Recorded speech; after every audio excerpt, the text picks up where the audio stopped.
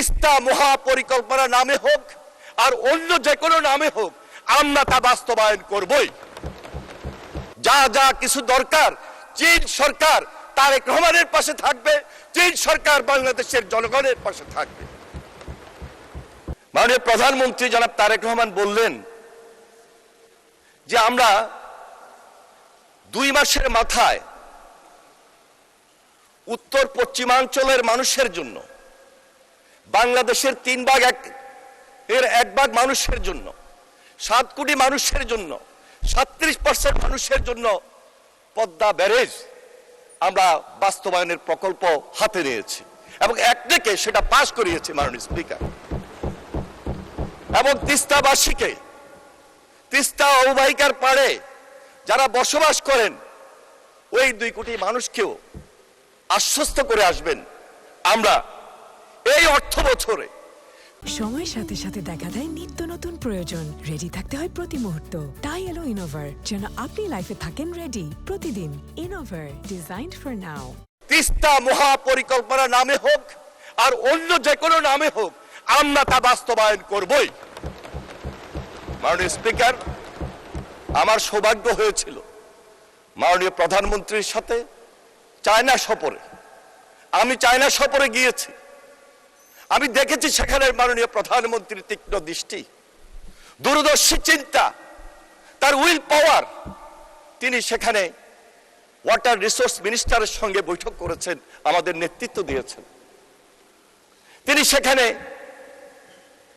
চায়নার প্রধানমন্ত্রীর সাথে বৈঠক করেছেন, নেতৃত্ব দিয়েছেন। চায়নার যিনি আইন প্রণেতা, তার সঙ্গে তিনি বৈঠক করেছেন এবং সেখানে আলোচনা করেছেন, নেতৃত্ব দিয়েছেন। সর্বশেষ চায়নার প্রেসিডেন্ট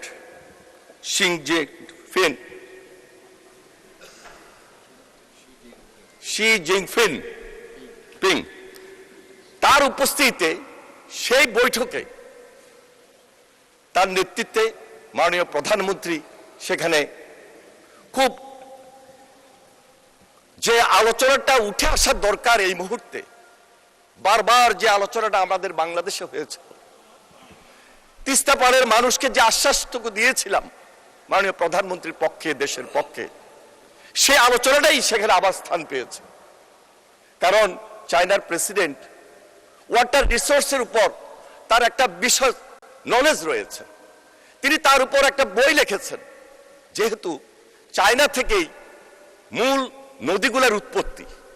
তিনি আশ্বস্ত করেছেন, তার প্রধানমন্ত্রী আশ্বস্ত করেছেন, তার সেই দেশের অন্যান্য মন্ত্রী সহ সবাই আশ্বস্ত করেছেন, আমরা বাংলাদেশের মানুষের পক্ষে আছি। বাংলাদেশের মানুষের এই যে দীর্ঘদিনের সমস্যা তা বাস্তবায়ন করার ক্ষেত্রে সর্বপ্রথম যা কিছু দরকার সেই উদ্যোগ আমরা গ্রহণ করে দিতে চাই। মাননীয় স্পিকার, আপনি জানেন চীনের প্রযুক্তি পৃথিবীর মধ্যে সেরা প্রযুক্তি। চীন আমাদেরকে সেখানে ফিজিবিলিটি স্টাডির মাধ্যমে টেকনিক্যাল সাপোর্ট দিতে তারা সম্মত হয়েছেন। শুধু তাই নয়, চীন সেখানে উল্লেখ করেছেন বাংলাদেশের সামগ্রিক নদী ব্যবস্থাপনায় যা যা কিছু দরকার, চীন সরকার তারেক রহমানের পাশে থাকবে, চীন সরকার বাংলাদেশের জনগণের পাশে থাকবে। মাননীয় স্পিকার, আমরা